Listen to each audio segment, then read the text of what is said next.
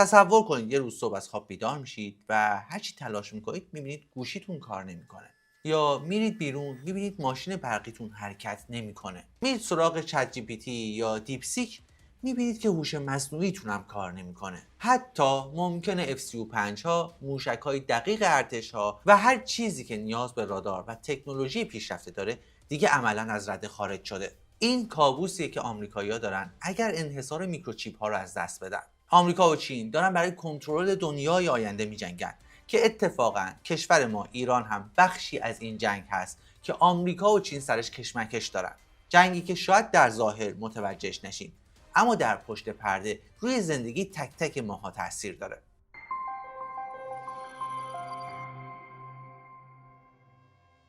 توی این ویدیو در مورد چیزی میخوایم صحبت کنیم که واقعا زندگی روزمره‌مون رو اداره میکنه بدون اینکه حتی متوجهش باشیم. وقتی حرف از رقابت شدید آمریکا و چین در تراشه و هوش مصنوعی میشه، بیشتر آدم‌ها فکر میکنن ماجرا فقط به چیپ‌های کوچیک و مدل‌های هوشمند مثل چت جی پی تی خلاصه میشه. اما یک راز خیلی بزرگتر پشت پرده است که بدون اون هیچ کدوم از این پیشرفت‌های خفن ممکن نبود. انرژی فوق‌العاده ارزان، به خصوص برق و نفتی که چین داره با قیمت پایین به دست میاره.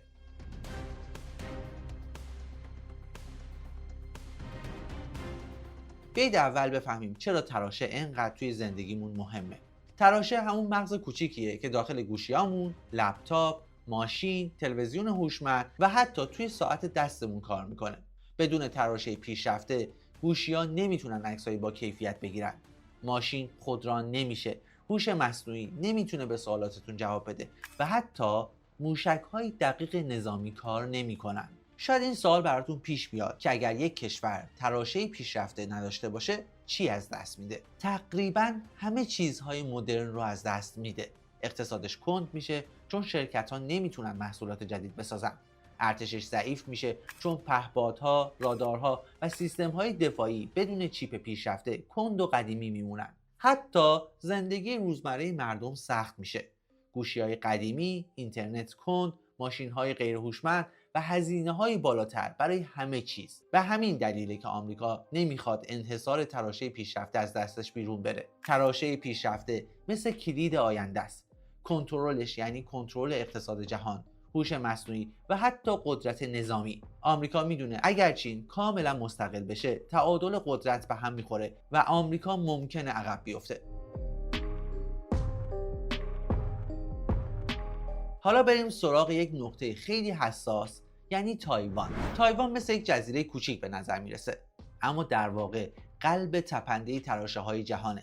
شرکت TSMC در تایوان بیش از 90% تراشه‌های فوق پیشرفته دنیا رو تولید میکنه. همونی که داخل آیفون، کارت گرافیک انویدیا و سرورهای هوش مصنوعی میره. به این میگن سیلیکون شیلد یا سپر سیلیکونی تایوان، چون دنیا از جمله چین انقدر به تراشه‌های تایوان وابسته است که حمله به تایوان مثل یک خودکشی اقتصادی میمونه. اگر جنگ بشه و کارخونه‌های TSMC آسیب ببینن یا تعطیل بشن، کل جهان از گوشی‌های جدید تا ماشین‌های برقی و هوش مصنوعی فلج میشه. قیمت‌ها سر به فلک میکشه و اقتصاد جهانی ممکنه سالها عقب بیفته. آمریکا دقیقاً به خاطر همین اهمیت تایوان نمیخواد ریسک کنه که همه تولید تراشه در دست یک جزیره باشه که چین ادعاش رو داره. برای همین با قانون چیپس اکت که میلیاردها دلار یارانه میده داره تلاش میکنه تولید تراشه رو به خاک آمریکا منتقل کنه. مثلا TSMC کارخونه‌های بزرگی در آریزونا ساخته. اولین کارخونه در نیمه اول 2025 تولید انبوه 4 نانومتری رو شروع کرده و کارخونه‌های دوم و سوم تا پایان دهه برای 2 نانومتر و پیشرفته تر آماده میشن. آمریکا بیش از 65 میلیارد دلار سرمایه گذاری کرده تا وابستگی به تایوان کم بشه و انحصار رو نگه داره.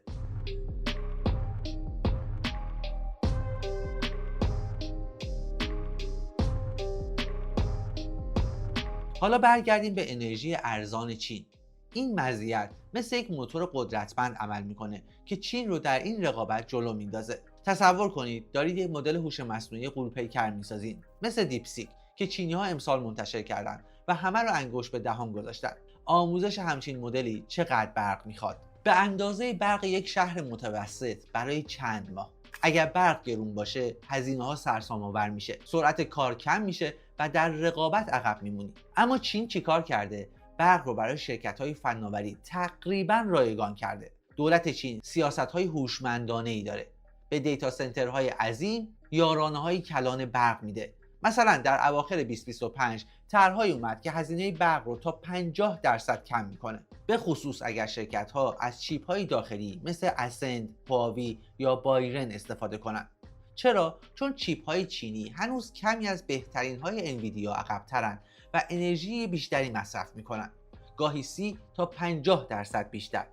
اما وقتی برق انقدر ارزون باشه این ضعف مهم نیست. شرکت ها میتونن صدها هزار چیپ رو کنار هم بچینن، کلاسترهای غول پیکر بسازن و مدل های هوش مصنوعی رو با سرعت باور نکردنی آموزش بدن. وقتی گزارش افرادی که از دیتا سنترهای چین بازدید کردن رو میخونید واقعا تعجب میکنید. میگن اونجا سرورها شبانه روز روشنن بدون اینکه کسی نگران قبض برقش باشه. در مقابل در آمریکا شرکت‌ها گاهی آموزش مدل‌های بزرگ رو به شب‌ها موکول می‌کنن که برق کمی ارزون‌تره. این برق ارزون از کجا تامین میشه؟ چین یه ترکیب هوشمندانه ساخته. از یه طرف قهرمان بلامنازع انرژی خورشیدی و بادیه. بیش از نصف ظرفیت خورشیدی جهان مال چینه و برقش گاهی حتی از گاز طبیعی آمریکا هم ارزون‌تر در میاد. اما از طرف دیگه هنوز نیروگاه‌های زغال‌سنگی زیادی داره که برق پایدار و ارزون تولید میکنن. اما یه پشتیبان طلایی دیگه هم هست، نفتی که با قیمت‌های باور نکردنی وارد میکنه. چین بزرگترین خریدار نفت جهانه، روزانه حدود 11 میلیون بشکه. اما این نفت رو چطور انقدر ارزون به دست میاره؟ از کشورهایی که تحت تحریم‌های غربی هستن و مجبورن تخفیف‌های سنگین بدن. کشورهایی مثل روسیه، ایران، ونزوئلا.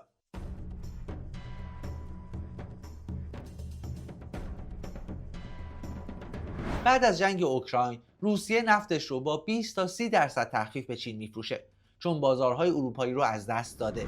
ایران با دور زدن تحریم ها همیشه نفتش رو با تخفیف های خیلی بالا میفروشه و ونزوئلا هم کشوری که با بزرگترین ذخایر نفت جهان به خاطر تحریم های آمریکا تقریبا فقط نفتش رو به چین میفروشه و قیمت ها رو حسابی پایین میاره. این سه تا منبع مثل یک سپر محافظ برای چین عمل میکنن. تا وقتی این نفت ارزون جریان داره چین میتونه برقش رو ارزون نگه داره، دیتا سنترهاش رو مثل قارش گسترش بده و در رقابت هوش مصنوعی و تراشه پا به پای آمریکا بیاد، حتی گاهی جلو بزنه. اما سوال میلیون دلاری اینجاست، اگر یه روز این نفت ارزون قطع بشه چی؟ مثلا اگر جنگ روسیه تموم بشه و روسیه دوباره به اروپا بفروشه، یا اگر در ونزوئلا تغییرات سیاسی اتفاق بیفته و تحریم ها برداشته بشه، یا تنش در خلیج فارس بالا بگیره و مسیر نفت بسته بشه، اون موقع قیمت نفت جهانی بالا میره، هزینه برق چین سرسام‌آور میشه و این مزیت بزرگ کمرنگ یا حتی از بین میره. آمریکا هم دقیقاً روی همین نقطه ضعف حساب باز کرده و سعی میکنه با سیاست‌های خارجی این جریان رو مختل کنه. در نهایت انرژی ارزون مثل یک سوخت راکتور قدرتمند برای موتور پیشرفت چین عمل میکنه. تا چند سال آینده این مزیت رو داره و کمکش میکنه فاصلش رو با آمریکا در تراشه و AI کم کنه. اما اگر غرب بتونه منابع انرژی خودش رو قوی تر کنه یا جریان نفت ارزان چین رو قطع کنه، تعادل دوباره به نفع آمریکا تغییر میکنه. جالبه بدونید این جنگ فقط روی صفحه کامپیوتر نیست، روی پنل های خورشیدی، بشکه های نفت و حتی سیاست های خاورمیانه و روسیه در جریانه.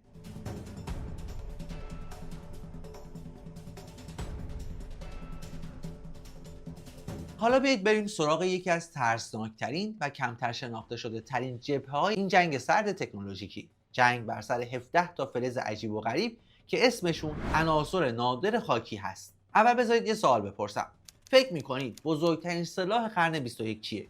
موشک هایپرسونیک؟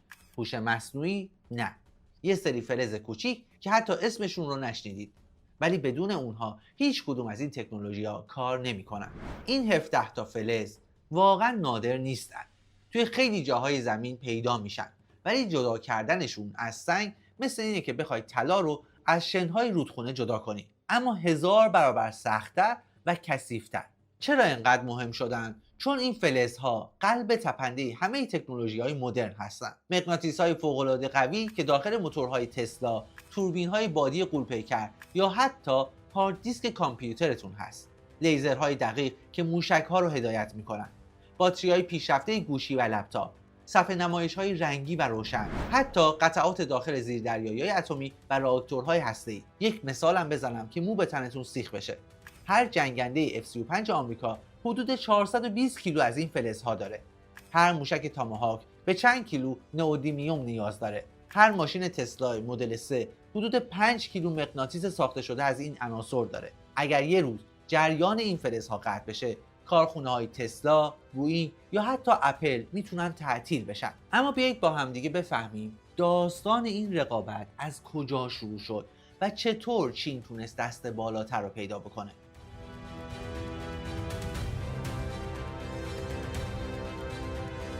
دهه 1980 چین گفت ما حاضریم محیط زیست رو آلوده بکنیم، نیروی کار ارزون بذاریم، یارانه بدیم، فقط این فلزها رو تولید کنیم. غرب هم گفت عالیه، ما دیگه معدن باز نمی‌کنیم، فقط از چین می‌خریم. نتیجه چی شد؟ تا سال 2010 چین 95 تا 98 درصد تولید جهان رو داشت. ولی سال 2010 یک اتفاق بزرگ افتاد. چین با ژاپن بر سر چند تا جزیره دعوا کرد و یهو صادرات این فلزها رو به ژاپن محدود کرد. قیمت بعضی از این فلزها تا 1000% بالا رفت. کارخونه‌های ژاپنی تعطیل شدند و دنیا تازه فهمید چه کلاه گشادی سرش رفته و چقدر وابسته به این عناصره. از اون موقع غرب بیدار شد. آمریکا معدن ماونتن پس در کالیفرنیا رو دوباره باز کرد که بزرگترین معدن خارج از چینه. استرالیا شرکت لاینس رو گسترش داد و حتی کارخونه‌ای در آمریکا و مالزی ساخت. ویتنام، برزیل، کانادا، حتی گرینلند وارد بازی شدند. اروپا و ژاپن پروژه‌های بازیافت از زباله‌های الکترونیکی رو شروع کردند. ولی یک مشکل خیلی بزرگ هنوز باقی مونده. حتی اگر سنگ خام رو از آمریکا یا استرالیا استخراج کنن، برای جداسازی و پالایش نهایی هنوز باید بفرستن چین، چون فقط چین فناوری کامل و ارزون این کار رو داره.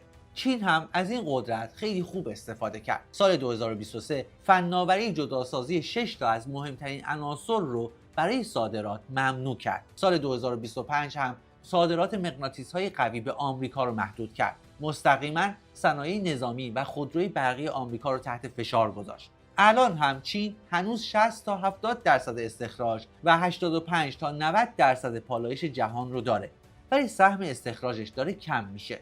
قیمت‌ها دوباره دیوانه‌وار بالا رفتن. بعضی از عناصر 5 تا 10 برابر شدن. غرب داره سریع پیشرفت میکنه ولی هنوز راه درازی در پیش داره. این جنگ واقعا یک جنگ سرد اقتصادیه. هیچ گلوله‌ای شلیک نمیشه، ولی کشوری که این 17 تا فلز کوچیک رو کنترل کنه میتونه صنعت، انرژی پاک و تسلیحات رقیبش رو خفه کنه. این جبهه مستقیما به جنگ تراشه و AI وصل هست. جالب ترین بخش اینه که هیچ کدوم از ما این فلزها رو نمیبینیم، ولی هر روز ازشون استفاده میکنیم.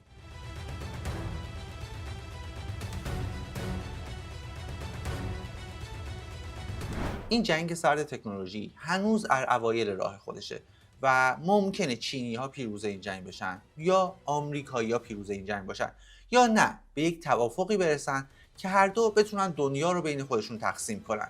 شاید ندونیم که در نهایت نتیجه این جنگ چه خواهد شد، ولی میدونیم که روی زندگی تک تک ماها تاثیر خودش رو میذاره و ممکنه زندگی ما رو به شدت تهدید کنه. با وجود این توضیحاتی که خدمتتون عرض کردم، خیلی دوست دارم نظر شما رو بدونم. به نظر شما تا سال 2035 آمریکا دست بالاتر رو توی این تکنولوژی ها داره، یا چین همچنان میتونه توی این مواردی که برتری داره برتریشو حفظ بکنه و توی نقاطی که ضعف داره برسه به آمریکا و حتی پیشی بگیره ازش؟